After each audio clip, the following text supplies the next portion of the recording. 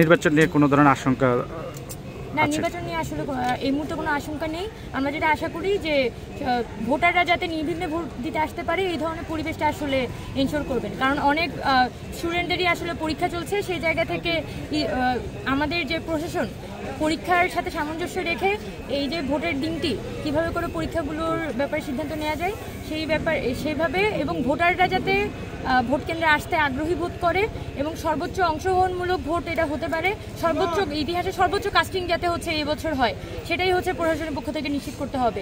এটা অভ্যুত্থানের পরে প্রথম ডাকসু, এবং অভ্যুত্থানের পরে যদি আমাদের ভোট কাস্টিং কম হয় তাহলে কিন্তু এটা ইতিহাসের জন্য আমাদের একটা লজ্জা।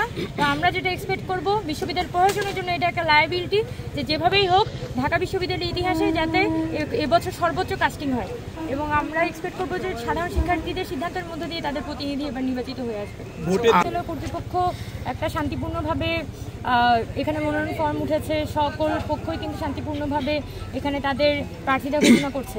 তো আশা করি যে নির্বাচনী পুরো সময়টাই আসলে এরকম শান্তিপূর্ণ এবং অংশগ্রহণমূলক পরিবেশটা থাকবে, এবং বিশ্ববিদ্যালয় প্রশাসনের পক্ষ থেকে আমরা সকল ধরনের সাপোর্ট পাবো। আমাদের ঠিক হয়নি, আগামীকালকে প্যানেল ঘোষণা দিয়ে জানিয়ে দেওয়া হবে। ঢাকা বিশ্ববিদ্যালয় কোন প্রতিশ্রুতির ভিত্তিতে আপনাকে ভোট দেবে শিক্ষার্থীরা একটু যদি বলেন। আচ্ছা, আমি আপাতত রাইট যাচ্ছি, কালকে দেখা যাবে।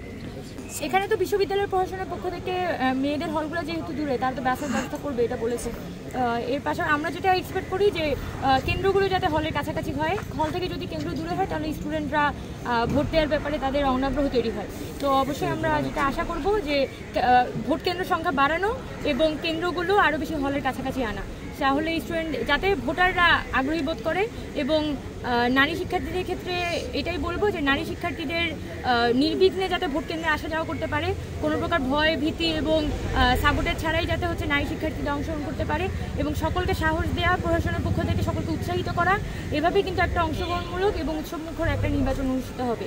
আরেকটা কথা এখানে বলতে চাই, যেখানে অনাবাসিক শিক্ষার্থীরা আছে, অনাবাসিক শিক্ষার্থীরা কিন্তু ঢাকা বিশ্ববিদ্যালয়ের প্রায় 50% মতো পোর্শন, এবং যদি অনাবাসিক শিক্ষার্থীদের জন্য প্রতি মুহূর্তে এখানে বাস রুট থেকে শুরু করে প্রতি জায়গায় হচ্ছে যে নির্বিঘ্নে চলাচলের সুবিধাটা রাখা হয়, তাহলে আমি মনে করি যে এখানে অনাবাসিক শিক্ষার্থীরা খুবই আগ্রহী বোধ করবে, কারণ প্রত্যেকেরই ডিপার্টমেন্ট বলি, ফ্যাকাল্টির বলি, সিনিয়ররা জুনিয়ররা তাদের ব্যাচমেন্টরা কিন্তু এখানে দাঁড়াচ্ছে।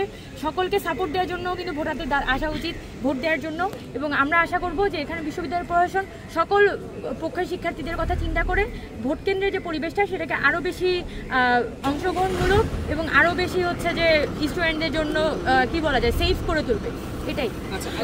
আর কোনো কথা বলতে কেন্দ্র করে নারীদের জন্য আলাদা কোনো ব্যবস্থা আছে কিনা, বা আপনারা কোনো প্রত্যাশা করছেন কিনা?